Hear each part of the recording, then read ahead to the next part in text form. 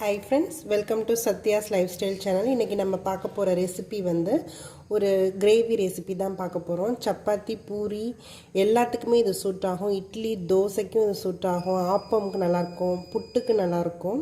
நம்ம சன்னா வச்சு ஒரு கிரேவி தான் பார்க்க போறோம். இது எப்படி பண்ணலாம்ன்றதை பார்க்கலாம். இது ரொம்ப ஈஸியா ப்ரிப்பேர் பண்றது தான். ஏன்னா இது ரொம்ப நேரம் நம்ம நின்று வதக்கி இதெல்லாம் பண்ண தேவையில்லை. லைட்டாக வதக்கிட்டு நம்ம எல்லாமே அரைச்சி தான் பண்ண போகிறோம். இது ரொம்ப டேஸ்ட்டாகவும் இருக்கும், நல்லாவும் இருக்கும். இது எப்படி பண்ணலான்றதை இப்போ பார்த்துடலாம். சன்னா கிரேவி பண்ணுறதுக்கு நான் பேனில் கொஞ்சமாக ஆயில் எடுத்துக்கிறேன். எண்ணெய் நல்லா ஹீட் ஆகிடுச்சு. நான் ஆனியனை கொஞ்சம் ரஃப்பாக தான் கட் பண்ணி வச்சுருக்கேன். ஏன்னா நம்ம எல்லாத்தையுமே வதக்கிட்டு மிக்சியில் நம்ம எல்லாத்தையுமே அரைக்க போகிறோம். ஸோ ரஃப்பாக தான் நான் கட் பண்ணி வச்சுருக்கேன். இது நல்லா வதக்கிக்கலாம்.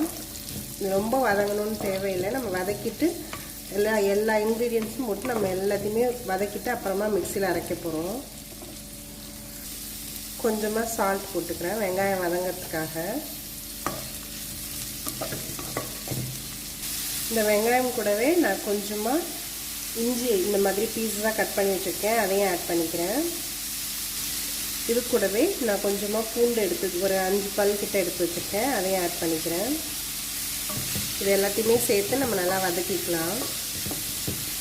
நான் 2 மீடியம் சைஸ் வெங்காயம் எடுத்திருக்கேன். ஒரு 200 கிராம் சன்னாவுக்கு 2 மீடியம் சைஸ் வெங்காயம் நான் எடுத்திருக்கேன்.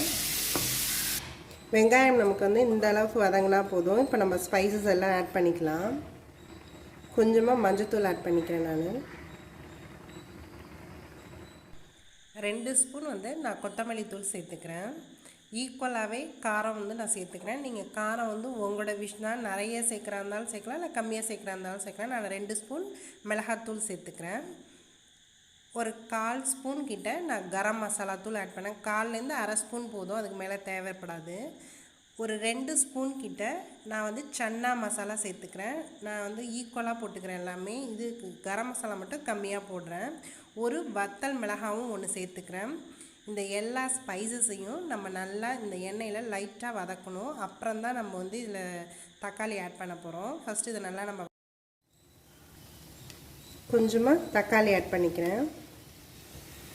இது எல்லாத்தையுமே இந்த எண்ணெயில் கொஞ்சமாக வதக்கிட்டு நம்ம தண்ணி ஊற்றி இதை வேக வச்சிடலாம். ஏன்னா மசாலா ரொம்ப கருகிற மாதிரி ஆகிடும். இது நல்லா நம்ம க்ளோஸ் பண்ணி வச்சிடலாம். ஒரு 5 மினிட்ஸ் இது நல்லா கொதிக்கட்டும். இது நமக்கு 5 மினிட்ஸ் ஆயிடுச்சு. இது நல்லா ஓரளவுக்கு வெந்துருச்சு. இது ஒரு 5 மினிட்ஸ் நல்லா கூல் ஆனோன்னா நம்ம இதை மிக்சியில் அரைச்சி எடுத்துக்கலாம். இந்த சன்னா வேக வைக்கிறதுக்கு நான் ப்ரெஷர் குக்கரில் தான் வேக வைக்க போகிறேன். தண்ணி எடுத்துருக்கேன், கொஞ்சமாக சால்ட் போட்டுக்கிறேன். சன்னா நான் வாஷ் பண்ணி இந்த மாதிரி எடுத்து வச்சுருக்கேன். இது நல்லா ஓவர் நைட்டு நான் ஊற வச்சு எடுத்து வச்சுருக்கேன். இதை இப்போ இதில் ஆட் பண்ணிக்கலாம்.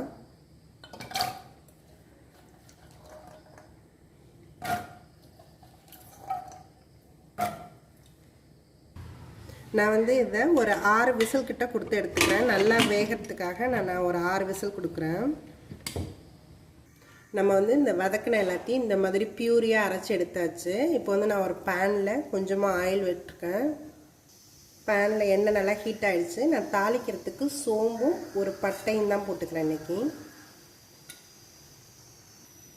கருவேப்பிலை கொஞ்சம் போட்டுக்கிறேன். நம்ம இந்த அரைச்சி வச்சுருந்த பியூரியை அதில் ஆட் பண்ணிக்கலாம்.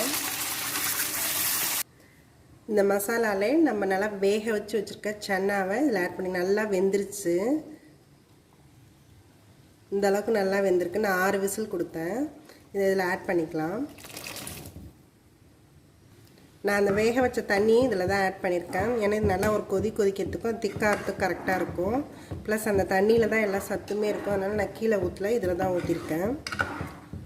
இப்போ நம்ம செக் பண்ணிவிட்டு வேணும்னா பார்த்துட்டு உப்பு பத்தலை இல்லை உரப்பு வேணும் அப்படின்னா காரம் பத்தாது அப்படின்னு நினச்சா நம்ம எல்லாமே இதில் இப்போ ஆட் பண்ணிக்கலாம்.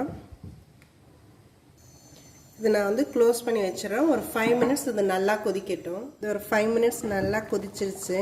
இது நல்லா நமக்கு இப்போ ரெடியாகவும் ஆயிடுச்சு. இந்த கடலையிலையும் இந்த மசாலா நல்லா சேர்ந்துருக்கும், இந்த சன்னா எல்லாத்துலேயும். அதை நிறுத்திடலாம். லாஸ்ட்டாக கொத்தமல்லி தழை சேர்த்தாச்சு. இது இப்போ ரெடி ஆகிடுச்சு.